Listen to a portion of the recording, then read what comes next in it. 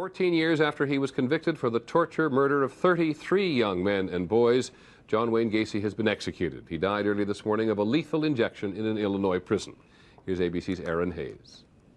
Hundreds had waited outside to hear that John Gacy had finally died. After last words, he called his execution an injustice.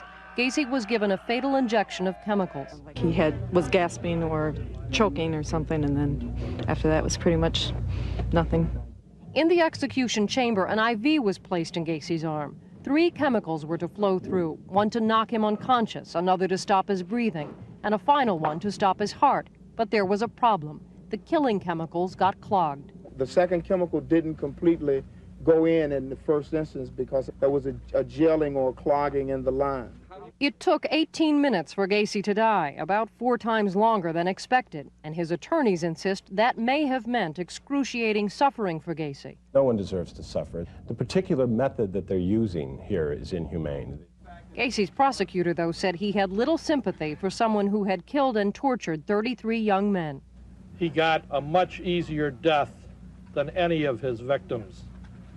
In my opinion, he got an easier death than he deserved.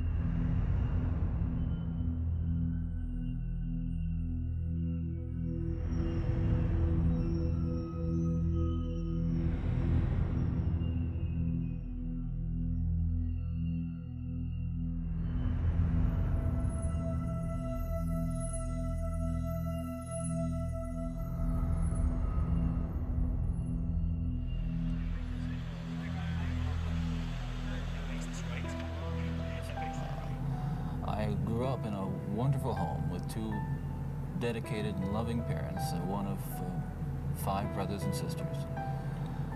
A home where we as children were the focus of my parents' lives, where we regularly attended church, 2 Christian parents who did not drink, they did not smoke, there was no gambling, there was no physical abuse or fighting in the home. Basically, I was a normal person. I wasn't some guy hanging out at bars or a bum. I wasn't a pervert in the sense that, you know, people look at somebody and say, I know there's something wrong with them, and just tell. I mean, I was essentially a normal person. I had good friends. I led a normal life, except for this one small but very potent and very destructive segment of it that I kept very secret, very close to myself, and didn't let anybody know about it. And part of the shock and horror for my dear friends and family years ago when I was first arrested was that there was no clue. They looked at me and they looked at the All-American Boy. And it happened in stages, gradually. It doesn't necessarily, not to me at least, happen overnight. My experience with, I say pornography generally, but with pornography that deals on a violent level with the sexuality, is that once you become addicted to it, and I look at this as a kind of addiction, like an addiction, you keep craving something which is harder, something which gives you a greater sense of excitement, until you reach the point where the pornography only goes so far. You reach that jumping off point where you begin to wonder if maybe actually doing it will give you that which is beyond just reading about it or looking at it.